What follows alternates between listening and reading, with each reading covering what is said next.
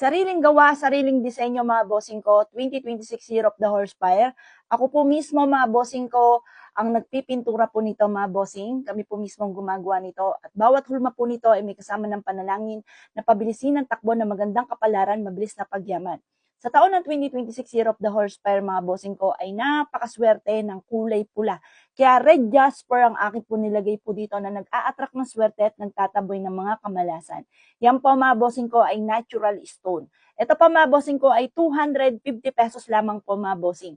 Kailangan kapag ito'y nilagay po ninyo sa inyong puntahanan, halimbawa ito yung pintuan, kailangan patakbong paloob mga bossing ko para pasok ang swerte mga bossing.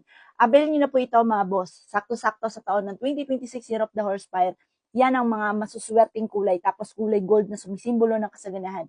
Ang kabayo ay magpapasok ng positibong enerhiya sa loob ng inyong tahanan na may kakayahan na pabilisin ang pagyaman ng miyembro ng pamilya.